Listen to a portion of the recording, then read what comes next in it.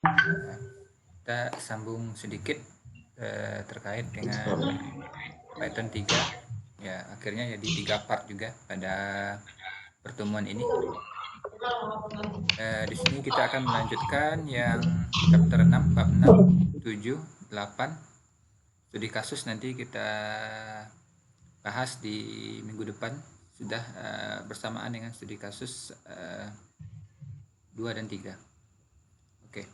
Kita akan lanjut di library standar Python. Ini yang built-in bawaan Python. Nanti kita juga pas pada hari ini juga kita akan mempelajari library tambahan di Python, yaitu numerical Python, yaitu mirip dengan pengolahan atau manipulasi array seperti yang biasa kita lakukan dengan MATLAB. Oke, kita mulai dulu terkait dengan library standar di Python yang built-innya. Sebenarnya ada banyak standar library, silahkan diklik yang ini.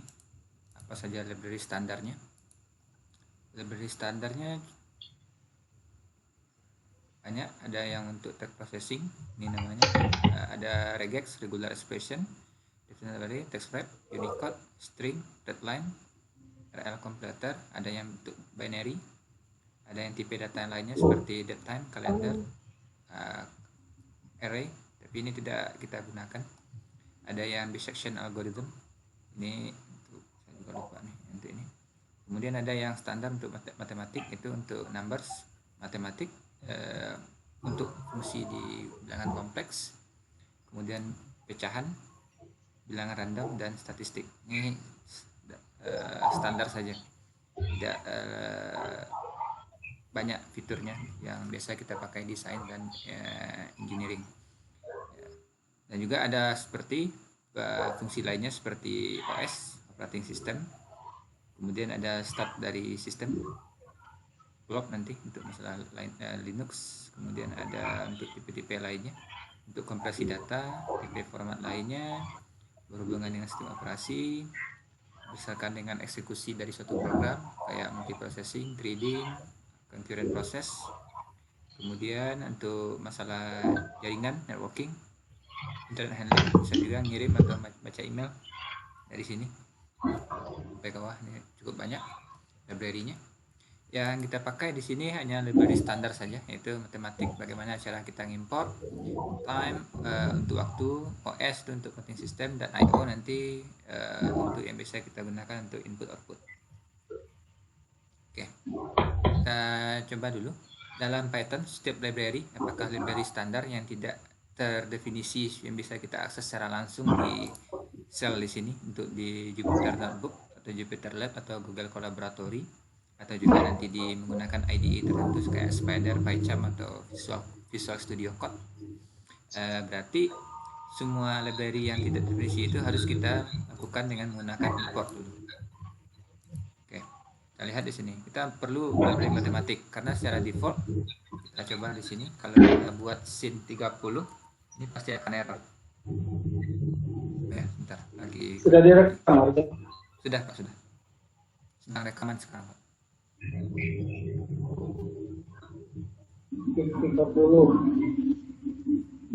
Oke. Masuk dia name error. Artinya di sini sin 30 tidak terdefinisi. Berarti kita harus mengimportnya dari library standar, yaitu ada library matematik. Kalau kita balik ke library matematik tadi,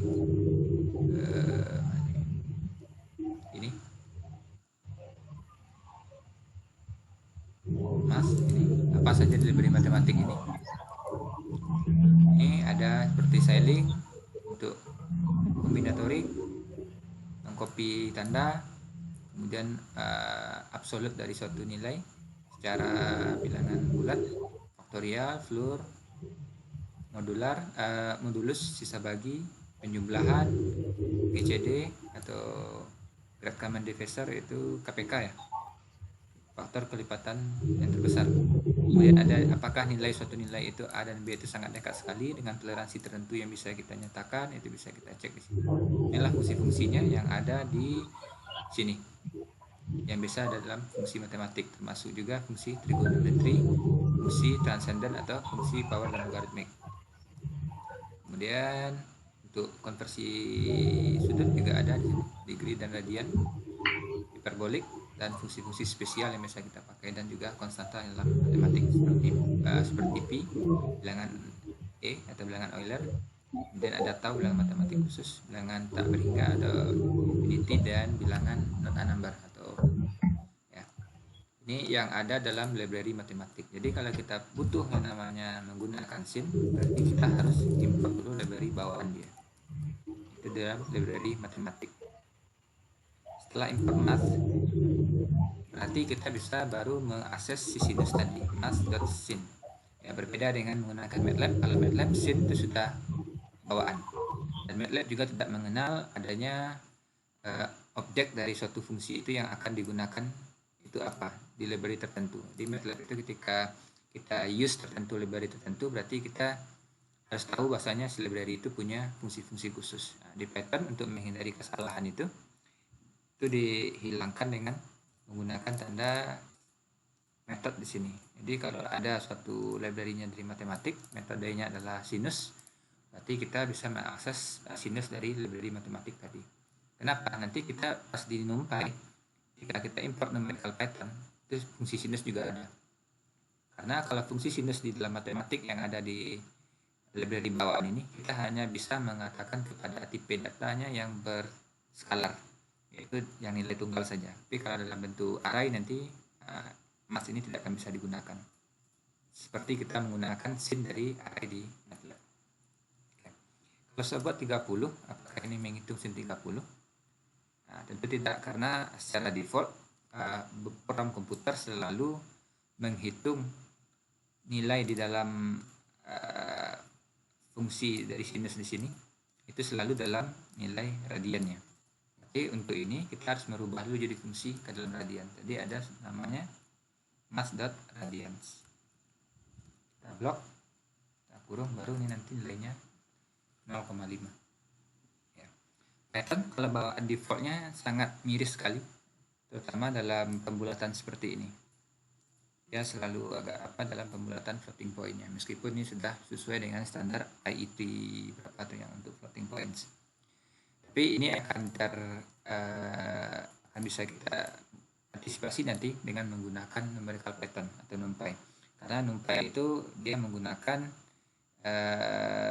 masalah terjadi seperti ini, kayak floating point akibat representasi bilangan floating point ke dalam bilangan biner ini, dan representasinya kembali itu ada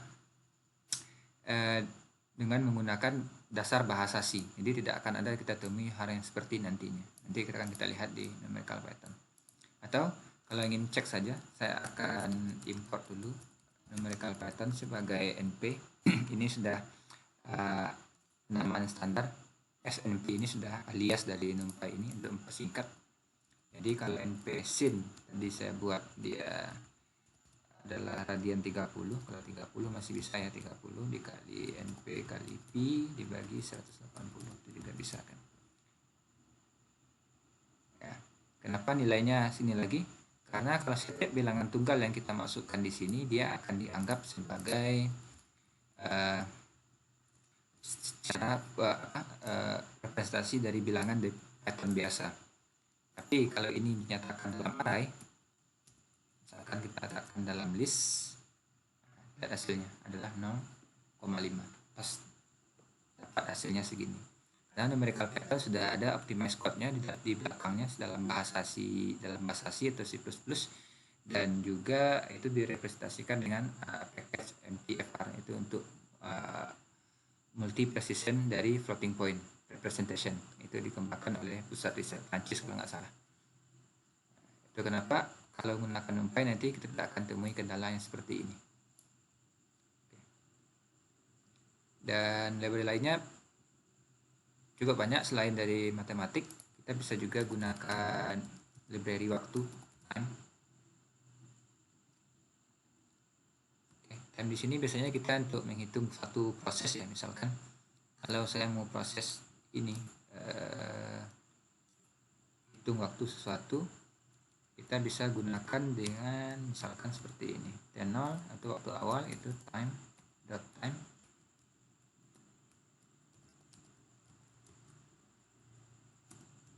Seperti ini. Kemudian silakan di sini itu berapa statement dari program yang akan dibuat, dan di bawahnya baru kita misalkan kita cetak waktu hitungnya, misalkan kayak gini. Ini ada dalam library waktu. Nah, dalam MATLAB enak kan, ini kita sebut dia peak, belakang kita sebut dia top untuk menghitung waktu. Di sini itu time akhir, time dot time, kemudian kita kurangi dengan nilai tenornya. Ya, kalau kita buat di sini sekonnya berapa, pas sekon dia sudah menyelesaikan waktu perhitungan dia.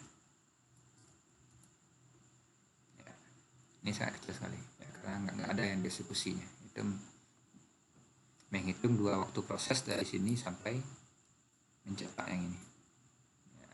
Ya, sangat kecil, dalam orde berapa itu,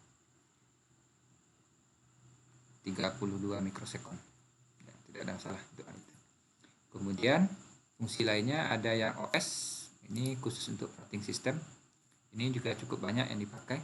Kalau kita gunakan dengan import OS, import OS ini kita bisa melihat di directory OS.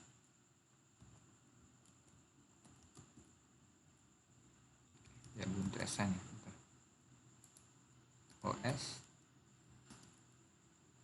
ini cukup banyak kalau di OS. Saya lihat juga nanti di library standar yang ada di sini.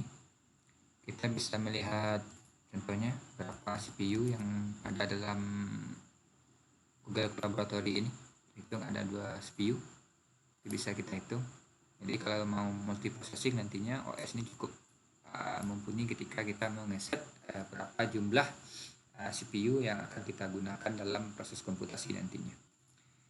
Fungsi lainnya yang itu terkait dengan OS dengan list directory. Ya, kalau directory standar sekarang, kalau pasnya standar saja, ini ada config, ada sampel data. Kita akan dapatkan 2 directory di bawah dia dari directory standar. Ini bisa kita lihat di sini. Ini config di dalam yang hidden filenya, yang sampel data yang ini. Jadi kalau kita masukkan, saya tambah lagi os.listdir,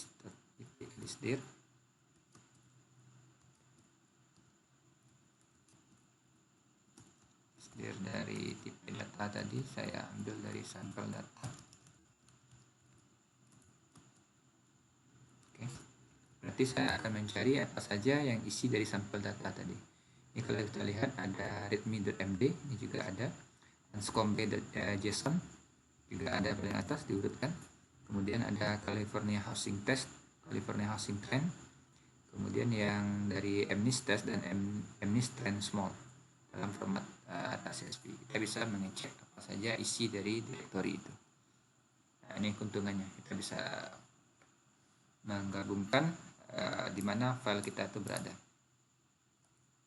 Untuk I/O ini kayaknya ada saya tulis nih. Untuk I/O kita coba, kayaknya I/O nggak ada nih.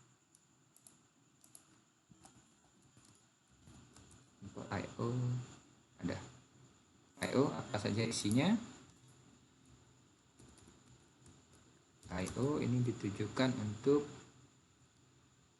file input output, ini lebih ditujukan kepada streaming data atau streaming streaming data. Saya cari I/O di sini. Ada ya. Ini I/O. Ya, core tool for working with streams. Itu data yang misalkan data yang kita tarik dari suatu data secara real time, misalkan dari database, tambah data kita tarik lagi, itu bisa kita gunakan I/O. Karena bisa kita backup di sini. Oke. Mungkin itu saja dulu yang untuk library standar dari Python 3 ini nih. Kalau yang lebih tertarik silahkan dicek di sini. Kita akan bahas juga terkait tentang CSV nantinya dan beberapa tipe file lainnya. Oke. Kita lanjut ke file handling. Ya, ini hal yang paling absolut ketika menggunakan data, ketika kita berhubungan Tidak lucu juga kadang-kadang kalau kita mau memproses secara data itu secara batch, secara bertumpukan kan, tidak satu data. Kalau satu data kita bisa membuat graphical user interface, klik open file, kemudian open file itu akan kita ambil satu file yang kita baca, sudah kan, itu yang standar. Tapi kalau kita berhubungan dengan data yang banyak yang mau kita proses secara bersamaan, atau data yaitu harus kita sambung-sambung nantinya atau di concat kan secara berdasarkan baris, berarti pengetahuan tentang file handling itu sangat diperlukan di sini ya. Di direktori sini kalau di Windows biasanya kita akan menggunakan tanda seperti ini, backslash, untuk pemisahan di masing-masing apanya. Ini bisa aja kita lihat di Explorer kita yang Windows 7 ke atas sudah seperti ini kan, tapi kalau kita klik seperti ini, E.2/backslash training, itu bawaan dari Windows. Tapi Google Collaboratory baik atau Jupyter Notebook yang terinstall di Windows pun yang seperti ini tidak perlu kita pakai juga, karena dia otomatis juga mengenali tipe data dalam menggunakan slash.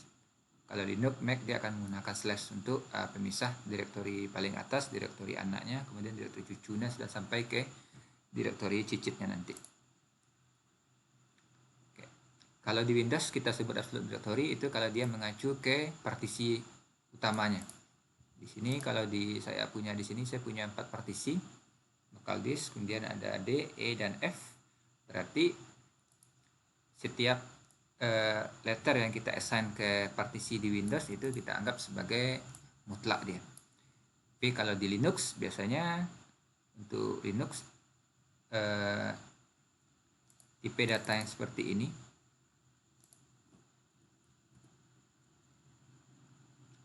kalau di Linux biasanya kalau secara default itu adalah dari root ini, kemudian di mana itu akan dicantol, misalkan di home, kemudian di mana lagi direktori ke bawahnya, misalkan di direktori training, dan kemudian direktori yang standar di sini, misalkan ini contohnya. Kenapa di sini berbeda di Linux dan di Windows representasinya? Di Linux kita hanya menggunakan satu backslash seperti ini, sedangkan di Windows kita menggunakan double backslash di sini. Oke. Kalau kita berhubungan dengan string, di sini dulu contoh ya, kita berhubungan dengan string, saya mau mencetak suatu string. Kalau yang pernah menggunakan bahasa C pasti sudah tahu, atau Java, ketika saya membuat karakter baru atau menambah baris tambahan, saya bisa menggunakan backslash n. Jadi backslash ini digunakan, saya lupa istilahnya, ini digunakan untuk menambahkan sesuatu ke dalam apanya. Contohnya di sini, kalau saya sebut ini A, di sini B, berarti ketika saya cetak seperti ini, A di atas, B-nya di bawah.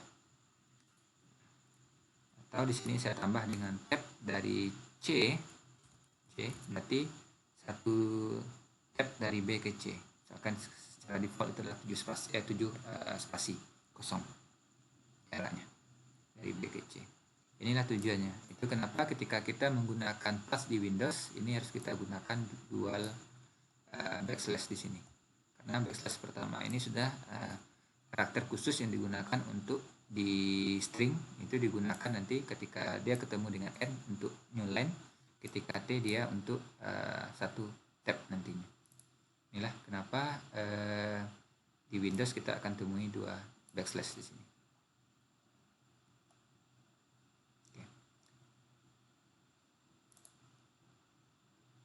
Ini sudah kita pelajari kemarin di pertemuan pertama. Ketika menggunakan Google Collaboratory, kita mau mengakses drive kita, data kita di dalam hard disk, di dalam hard drive, dalam Google Drive, kita bisa menggunakan fungsi seperti ini, from Google Colab, import drive, drive mount di drive. Ini tidak hanya di drive bisa kita mount. Kemarin waktu pelatihan yang pertama kita ingin mendranya di my drive nantinya.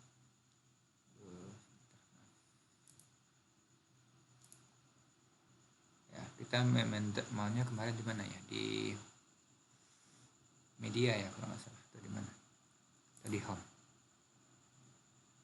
ya, kayaknya di home bisa. Nanti kita masukkan di sini drive, tinggal kita ganti dengan home. Jadi itu home sebagai directory utama kita di sini. Ya, sama, minta autentifikasi. Kita masuk ke akun Google yang kita gunakan sekarang. Minta dia streaming ke Google Drive kita.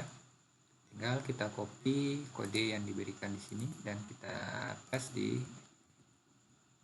kotak dialog yang ada di sini untuk authorization code-nya.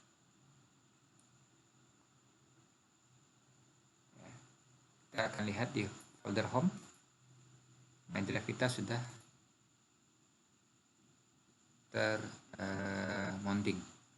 Jadi ketika kita mau mengakses misalkan di Google Colab, berarti kita akan mengakses path kita itu, kalau saya sebut ya path kita dulu, path directory kita, yaitu adalah di home, kemudian kita buat di My Drive, sesuaikan saja, kemudian kita lanjut ke Google Colab, spasi diperhatikan, kemudian kita masuk ke tutorial Python for ME, baru kita mau mengakses data misalkan.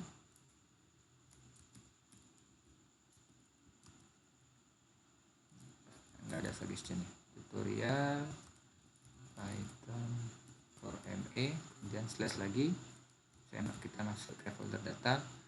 Setelah ini nggak perlu sebenarnya pakai slash, tapi nanti ketika kita joining string dengan string, nanti untuk membaca datanya ini sangat krusial sekali, lebih baik kita pakai aja ini langsung. Oke. Di sini bisa saya lihat nanti list directory-nya tadi dengan menggunakan fungsi OS yang sudah kita import tadi dari si path tadi, path dir tadi yang kita assign labelnya di sini. Maka kita ada 3 file di sini, ada toolbardetection.csv, ada toolbardetection.tsv, dan ada toolbardetection.txt yang ada dalam si folder data sini. Seperti inilah untuk file handling. Dengan Windows juga akan sama nantinya.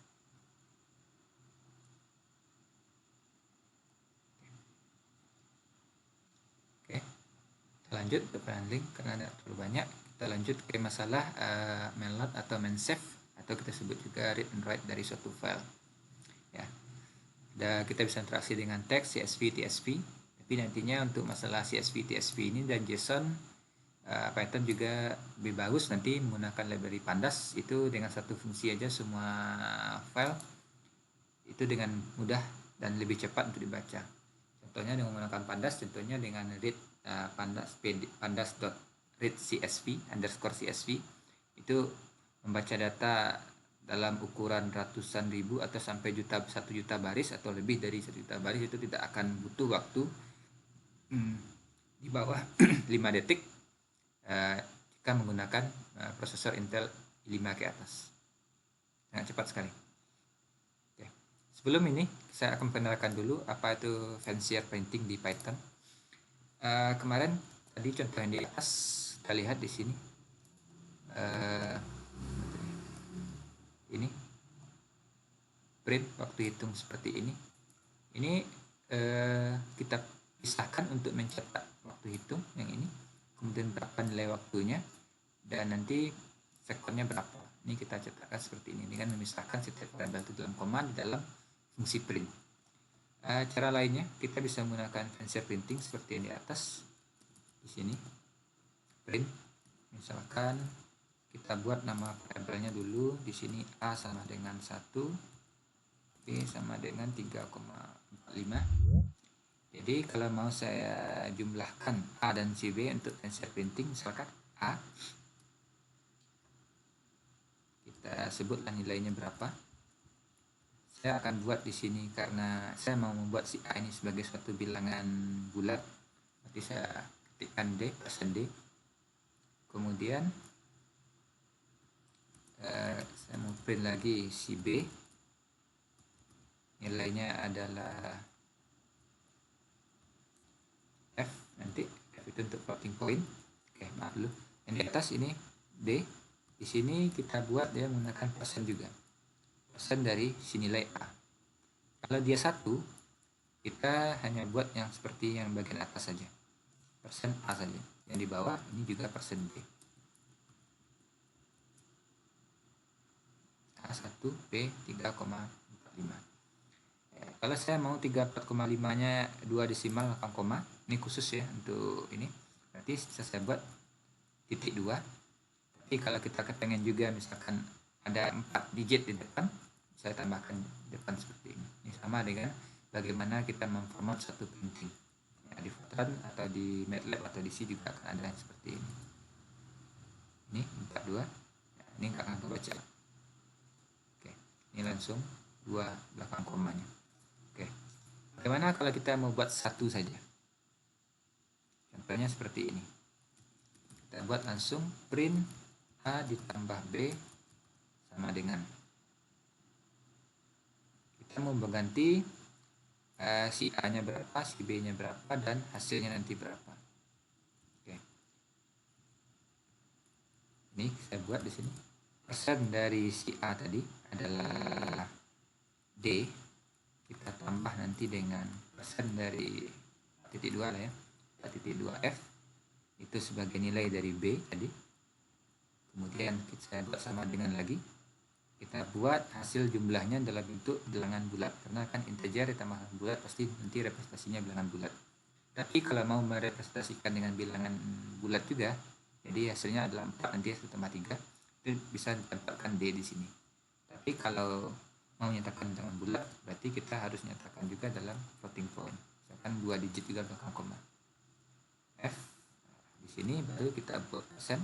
Ini harus kita kurung berbentuk tuple, yaitu A, B, dan A tambah B.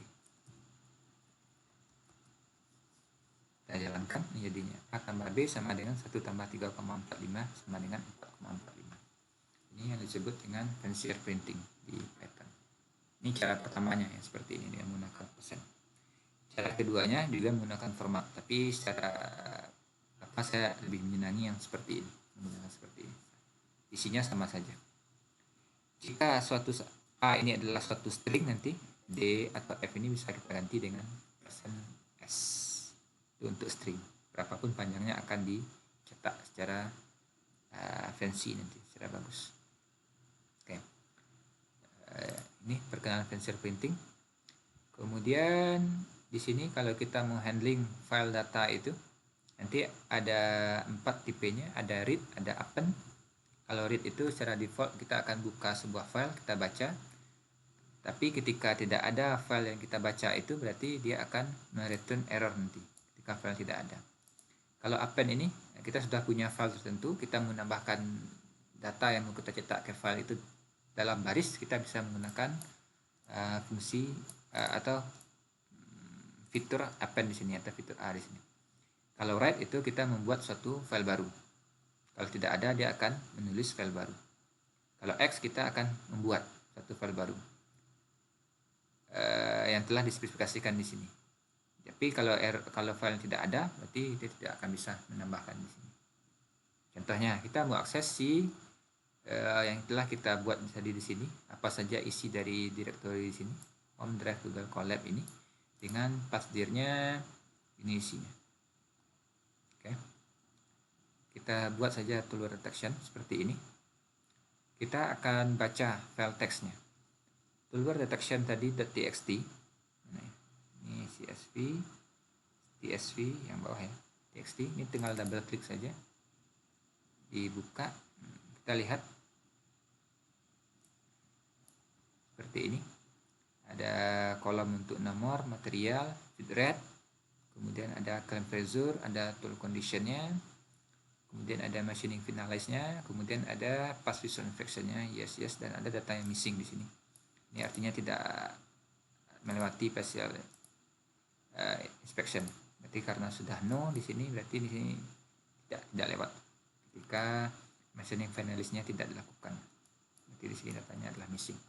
Gimana cara kita membaca data yang seperti ini? Kita punya header data seperti ini dan punya data dari baris kedua sampai baris ke 19 dengan ada 18 records yang kita miliki di data ini. Oke. kita bisa baca dia, kita buka dulu dengan fungsi open. Ingat ya, di sini open di dalam Python itu adalah keyword yang 33 seperti yang dibahas di awal pertama dulu di part 1. Nanti kita menggunakan open, kita bisa membuka file tadi. Ya, di sini modenya adalah read kan. Ketika file ini ada, berarti F-nya nggak error karena filenya ada. Nggak didefinisikan juga tidak akan ada masalah. Ya. Kita akan open saja file ini.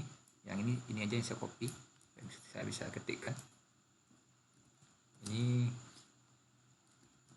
open dari si file tadi. Kalau kita mau lihat F itu apa isinya,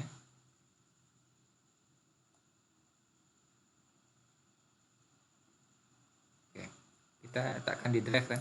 Tadi kita memounting dia di home. Hati-hati, berarti yang drive harus kita ganti jadi home.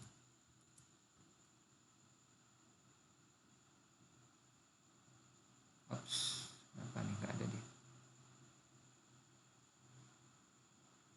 Collab notebooks. Oh maaf, ini juga ini sekedar contoh. Kita ganti dengan Google Colab.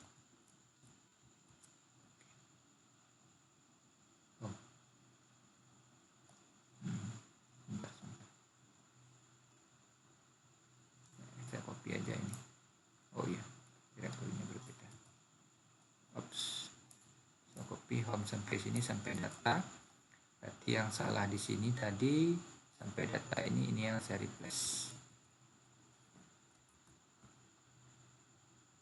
Oke, kita sudah dapat dalam wrappernya nanti. Dalam fungsinya yang tidak terdefinisi yang bisa apakan secara default modenya itu sudah R, sudah read. Agar si F ini bisa kita baca, kita assign dia ke read data. Read data itu F ini dia memiliki method, ada buffer, close, ada detach, ada encoding, ada error, ada namanya apa. Nah, kita akan menggunakan readlines. Ini ada dua di sini, ada readline, ada readlines. Kalau readlines ini dia akan membaca semua baris yang ada di sini. Berarti kalau saya punya 18 baris, dia akan baca ke 8 barisnya. Dan 18 baris itu akan dinyatakan ke list read data nanti.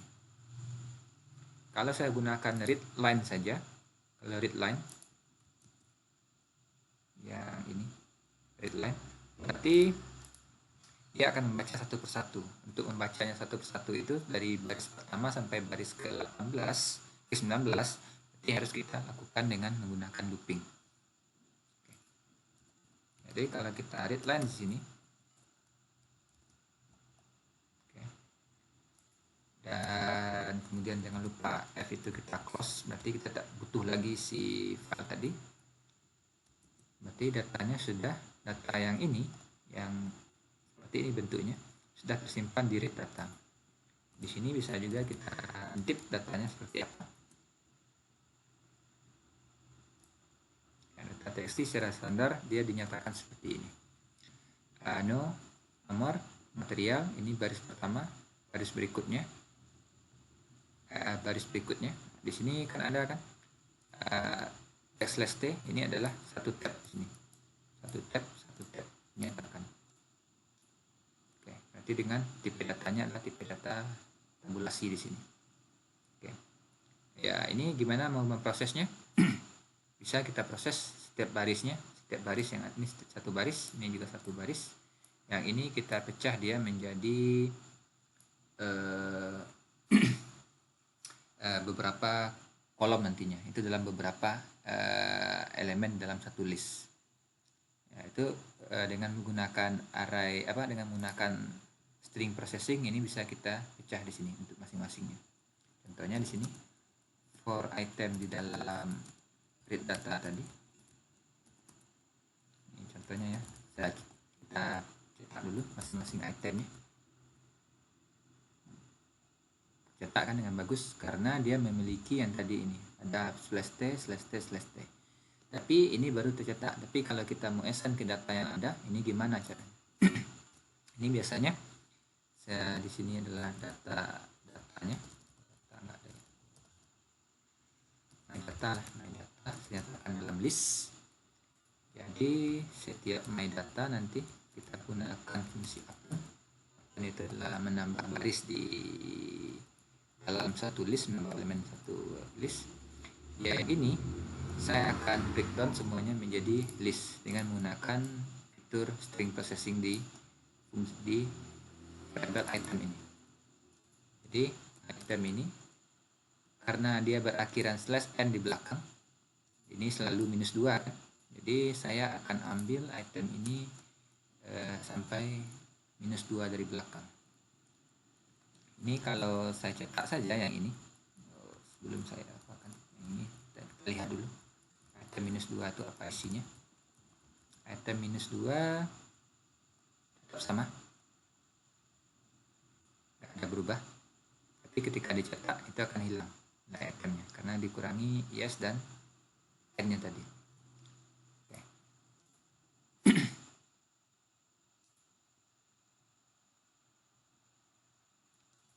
Di sini main data bisa kita break dia item ini karena dia string. Kita bisa pecah dia itu dengan menggunakan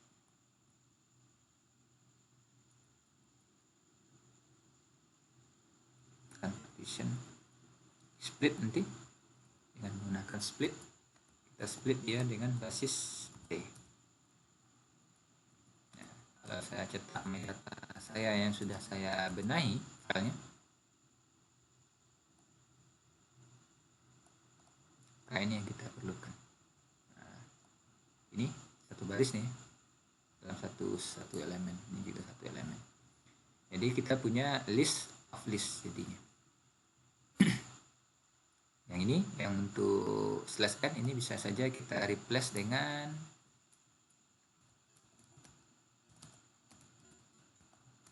/n dengan data kosong, data string kosong.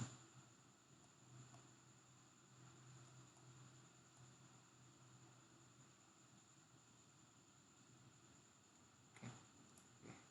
Ini di awal, sebelumnya saya pindahkan di sini dulu, nggak bisa. Ini string kosong, saya buat kosong seperti itu, baru dia bisa. Ini jadi kosong di sini. Ya, kalau dibuat string kosong seperti ini juga bisa. Jadi string blank. Nah datanya. Nanti tinggal kita benahi di setiap kolom tertentu itu menjadi integer, ini menjadi string, tetap ini menjadi integer. Sebenarnya dengan baca teks data seperti ini tidak bagus karena kita sudah tahu ini tipikalnya adalah integer karena nomor urut, kemudian feed rate ini juga integer, berapa kecepatan potong, kecepatan makan dia, kemudian claim pressure-nya ada dalam bilangan desimal di sini, berapa ya nggak didefinisikan apa start satuannya, dan ini juga string nantinya. Untuk itu kalau data yang sudah memiliki format seperti ini, tipe teks lainnya adalah tipe CSV dan TSV. Ini bisa saja di copy paste saja untuk yang CSV. Di sini. Oops, maaf, apanya namanya berbeda ya.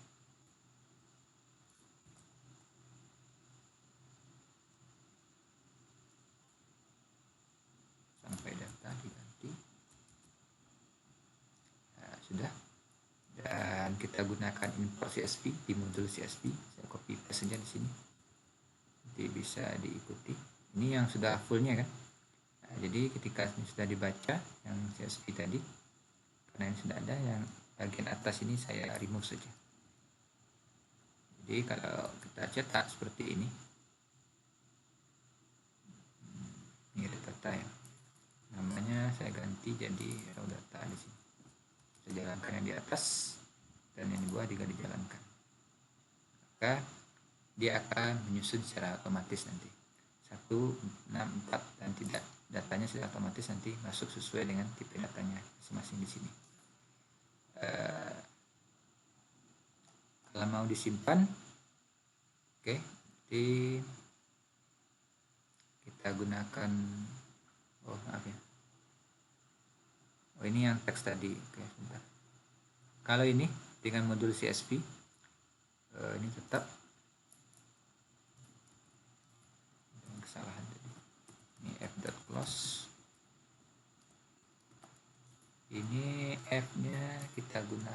dari readlines ini kita baca dia dengan CSV reader. CSV reader itu untuk membaca file teks yang berformat comma separated value ke dalamnya seperti ini. Ya. Otomatis kan lebih cepat terbaca. Kita tidak perlu pusing-pusing harus berhubungan dengan string seperti menggunakan file teks standar seperti ini. Ini kan ada yang harus kita modif dulu. Ya. Kalau TSV gimana? TSV juga tuh tipikal tipe data file text juga. Ini CSV ya, yang CSV tadi paling atas.